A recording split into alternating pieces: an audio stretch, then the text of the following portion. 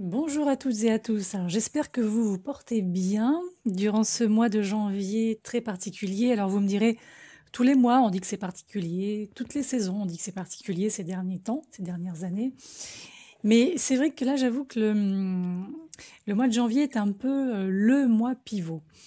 Le mois pivot par rapport à cette fameuse conjonction Saturne-Pluton qui a eu lieu au degré exact le 12 janvier dernier, et le fait qu'on reparte aussi sur un système d'éclipse. Donc, ce mois de janvier, il est aussi marqué par le retour en mode direct de Uranus. Donc Uranus est repassé en mode direct la veille justement de cette conjonction Saturne-Pluton. Donc on a vraiment eu quelque chose qui s'est joué, peut-être que vous l'avez ressenti, peut-être que vous n'avez pas forcément été très bien, peut-être qu'il s'est passé des choses concrètement. Alors surtout, je dirais, comme on dit, au niveau karmique, est-ce que vous avez clôturé des relations? Est-ce que vous avez finalisé des choses très importantes qui s'apparentaient de plus en plus à des boulets peut-être, des choses que vous traîniez encore derrière vous, qui vous tiraient vers le bas? Donc tout ça s'est joué ou a commencé à se jouer réellement autour du week-end du 10, 11, 12 janvier. Alors pour commencer par les choses qui fâchent, les impressions qui fâchent, peut-être que vous avez, même peut-être très probablement que vous avez ressenti des émotions négatives, des choses un peu lourdes comme ça, même si vous saviez, même si vous savez que certaines choses arrivent à leur terme, même si vous savez que certaines relations ne sont plus viables, ça a de toute façon pesé. Il y a eu quand même une espèce de poids comme ça qui est venu un petit peu alourdir l'ensemble. Mais tout ça, en fait, c'est pas très grave parce que c'est notre ego qui parle. Donc quand je dis ego, attention, c'est pas péjoratif, hein, encore une fois. Quand je parle d'ego ici, c'est nos peurs, c'est le fait de lâcher la proie pour l'ombre, c'est le fait d'être depuis très longtemps attaché et rattaché à des habitudes et à des schémas de fonctionnement, des modes d'emploi finalement d'existence qui n'ont plus lieu d'être. Et à ce propos d'ailleurs, le retour d'Uranus en mode direct qui s'est effectué entre la pleine lune du 10 et la nouvelle lune du 24 janvier, hein, donc, montre aussi ici que il peut y avoir des choses qui ne se profilent pas comme c'était prévu. C'est-à-dire que tout ce que vous pensiez avoir mis en place, assuré, ancré ces derniers mois, voire peut-être ces dernières semaines, peut-être même ces derniers jours pour certains, pourquoi pas, c'est pas forcément ce qui s'est profilé ou ce qui se profile.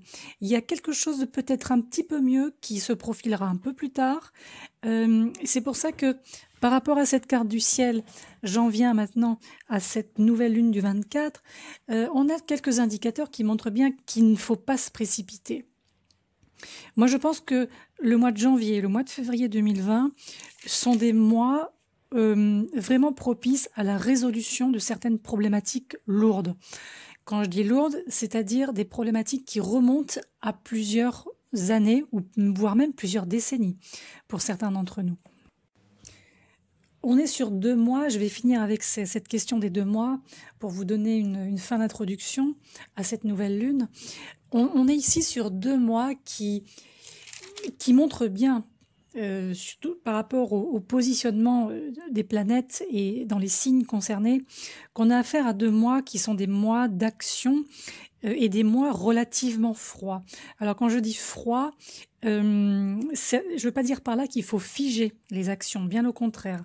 Quand je dis froid, ce que je veux dire ici, c'est que moins on fera preuve d'affect, moins on fera preuve d'émotionnel, plus on va maîtriser ces deux choses-là, donc les émotions et l'affect, et au contraire, plus on va mettre en avant une action extrêmement ciblée, extrêmement structurée, pensée, pesée, un petit peu comme les militaires, vous voyez, quelque chose de très, quand je dis ciblé, c'est vraiment ça, on arme le fusil, on cible, on tire, hein. C'est un peu l'idée. Donc ces 2 mois-là, en tout cas, sont vraiment des mois propices aussi à toutes les résolutions administratives, financières, juridiques, judiciaires aussi, tout ce qui se rattache à l'administration. Et évidemment, clôturer ce qui doit l'être en termes relationnels, mais là encore, faire intervenir le moins d'affect possible, le moins d'émotions possible. À partir du printemps de mars, ça va changer un petit peu, mais là, c'est vrai qu'on est quand même sur beaucoup de terre, on a du feu, on a voilà des planètes, des énergies. On a Mars en Sagittaire en janvier, un peu février. Il va passer ensuite mi-février en Capricorne. Il va rejoindre Jupiter, Saturne, Pluton. On a Mars en Taureau. Vous voyez, on a la Lune noire qui rentre en Bélier bientôt. Donc tout ça, ça montre qu'il faut surtout pas rester passif. Je crois que je l'ai dit la dernière fois sur la pleine lune de début janvier, il ne faut surtout pas rester passif et surtout pas attendre que les choses se déroulent par elles-mêmes, se dénouent par elles-mêmes, parce qu'elles ne se dénoueront pas par elles-mêmes. Donc ici, pour revenir à Uranus, on a cette énergie qui repart de l'avant. Et Uranus, c'est pas une énergie fine, au sens où c'est une énergie qui, un peu comme Mars, c'est vraiment l'octave majeure de Mars qui demande d'y aller, quoi. Alors attention, on fonce pas dans le tas, hein, évidemment. On fait attention de ne pas revenir trop en arrière, parce que peut-être que ces dernières semaines, ces derniers jours, peut-être que certains d'entre vous ont tenté de faire des marches arrière, de revenir un petit peu dans leur passé, pas sur leur passé, mais dans leur passé. Voilà, mais est-ce que victoire il y a eu au final? Et si oui, quel est le goût de cette victoire? Est-ce que vous êtes content ou pas? Est-ce que ça vaut vraiment le coup de repartir en arrière ou pas?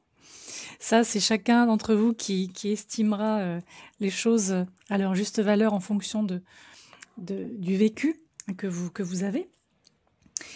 Et alors maintenant, si on se penche sur la carte du ciel du 24 janvier, cette nouvelle lune, donc qui va prendre place dans le premier décan du Verseau et qui va nous faire un carré immédiat vers Uranus, donc le fameux, le même, hein, qui est en Taureau. Donc là, c'est cet indicateur que j'évoquais tout à l'heure qui nous montre bien pas de précipitation. Pas de précipitation, il faut pas en fait que vous vous mettiez sur cette période dans des situations excitables pour le mental, pour l'émotionnel. Parce que cet Uranus, il n'est pas aspecté par ailleurs, et du coup, c'est un petit peu ça passe ou ça casse. Heureusement, il est en signe de terre, donc ça c'est plutôt bien. Le soleil, la lune, bon, ils sont en Verseau, donc ça peut vite partir un petit peu en vrille ou partir en pas en cacahuète, hein, c'est pas ça, mais ça peut manquer un petit peu de structure. Parce que justement, ce carré, il peut inciter à être un petit peu en borderline, hein, cette période. Donc l'idée, c'est de faire attention par rapport à ça, de ne pas prendre de décisions intempestives et je dirais aussi de ne pas trop anticiper pour l'instant, de vraiment rester sur le règlement de ce que vous avez à régler, les conclusions que vous avez à conclure, voilà, tout ce qui est en train de se passer sous vos pieds, clairement. Pour l'instant, on va pas aller trop dans je dirais dans l'émotionnel, encore une fois, hein, dans l'affect. C'est des choses, pour l'instant, on va laisser un petit peu, on va laisser dans le tiroir, on va patienter un tout petit peu. D'autant que, si vous regardez bien, nous avons Vénus qui est conjointe à Neptune en Poisson, et conjonction qui forme un carré à Mars qui est en Sagittaire. Donc là aussi, on voit bien qu'on a une espèce d'antagonisme entre l'action du Sagittaire, le Mars, le conquérant, celui qui va agir, qui peut agir. Mais à partir du moment où il va croiser Vénus et Neptune, donc les illusions aussi, les remords, les regrets, ce genre de choses, les tromperies peut-être, rattachées au passé, tout ce qui n'a pas été fait comme vous auriez voulu que ça se fasse, et du coup vous en pâtissez au niveau émotionnel, là on voit que ça fonctionne pas. Donc j'insiste bien, c'est vraiment l'émotionnel, l'affectif. Il ne faut pas que ça interfère dans vos actions et dans vos réactions, vraiment le plus possible, hein. Je radote un peu, pardon, mais c'est tellement évident sur cette carte que voilà, je vous le dis 2, 3, 4 fois s'il faut, mais je pense que comme ça, on aura tous bien compris, moi aussi d'ailleurs, en passant. Voilà, donc là, sur cette fin du mois de janvier et début février, jusqu'à la prochaine pleine lune, il faut utiliser, je dirais, ce Jupiter. Alors pour une fois, ça va surprendre, hein, je sais. Il faut utiliser le Jupiter, le Pluton et le Saturne. Alors le Pluton et le Saturne qui ont très très mauvaise presse, hein, depuis plusieurs semaines, voire plusieurs mois, parce qu'on a beaucoup anticipé sur ce qui pourrait se passer. On lui a mis on va dire un petit peu un drapeau noir, alors que bon, au final, ce ne sera pas forcément le cas. Mais c'est juste la traversée qui est un petit peu compliquée parce qu'elle est lourde. Mais si vous regardez bien la carte, ce Jupiter, ce Pluton, ce Saturne et ce nœud sud, qui sont regroupés toujours et encore en Capricorne, ne sont pas mal aspectés. Sur les 3 planètes, donc Jupiter, je répète, Saturne, Pluton, aucune n'est mal aspectée à une autre planète sur cette carte. Jupiter est sextile Vénus, sextile Neptune, donc plutôt bien. Mais là, c'est surtout intéressant pour tout ce qui va toucher l'argent, encore une fois, l'emploi, l'administration. Et, alors ça, c'est quand même incroyable, Saturne, Pluton sont toujours en conjonction, mais nous avons une conjonction vide, c'est-à-dire qu'elle n'est pas aspectée par ailleurs. Donc, d'une certaine façon, qu'est-ce qu'on peut penser? On peut penser que c'est une conjonction qui nous offre les possibilités de régler ce qu'on a à régler, sans nous mettre par-dessus une influence énergétique supplémentaire, qu'elle soit positive ou négative d'ailleurs, hein. Et d'ailleurs, même pour une fois, je dis bien pour une fois, peut-être même la première depuis des mois et des mois, les signes cardinaux, donc qui sont le Bélier, le Cancer, la Balance et le Capricorne, n'ont pas, a priori, sauf indication contraire dans votre carte personnelle, n'ont pas d'obstacles, encore une fois, n'ont pas de poids. Alors, peut-être que le poids est en train de se lever, est en train de s'alléger, peut-être que le poids est définitivement parti. Tout dépend de votre situation. Mais là, en tout cas, on voit bien que cette zone de la carte du ciel sur cette nouvelle lune est plutôt positive. Et tant mieux parce qu'on est sur une nouvelle lune. Donc tout ce qui est de nouveau départ, hein, comme vous savez.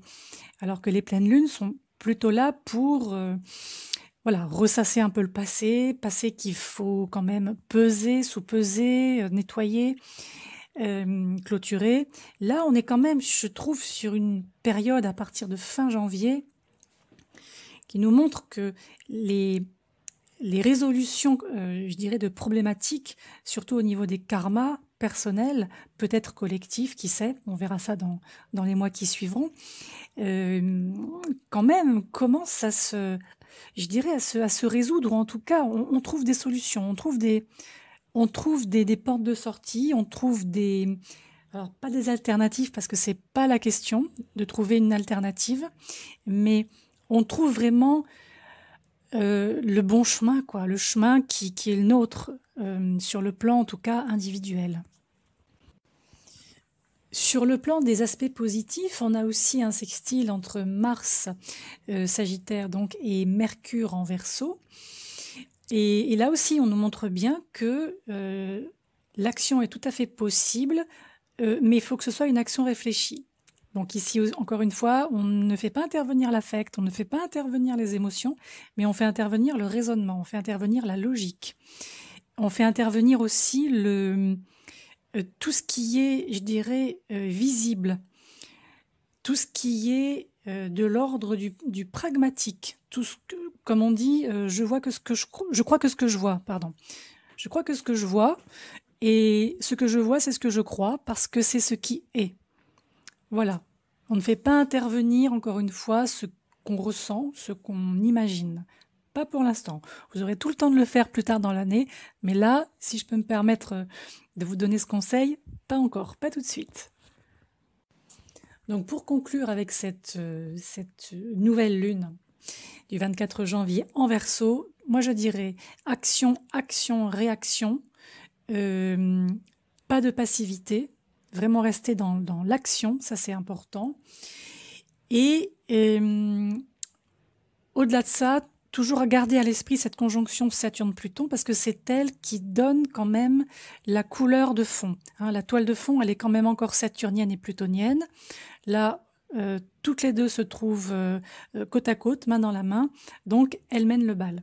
Donc tout ce que vous allez faire à partir de maintenant, qui sera droit, honnête, carré, structuré, dans une optique de durabilité, vous pouvez être sûr que ça fonctionnera.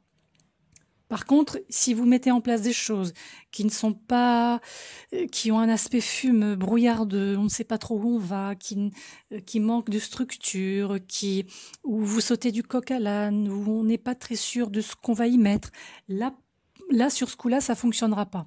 Donc, si vous êtes dans des situations qui demandent, comment dire, du recul, parce que ça s'avère compliqué, où il y a justement beaucoup d'émotions, beaucoup d'affects, là, Saturne-Pluton vous demande de rester droit. C'est-à-dire, là, vous restez droit dans vos baskets et vous pensez à votre intérêt d'abord, hein, comme je l'ai souligné dans l'audio concernant cette conjonction Saturne-Pluton.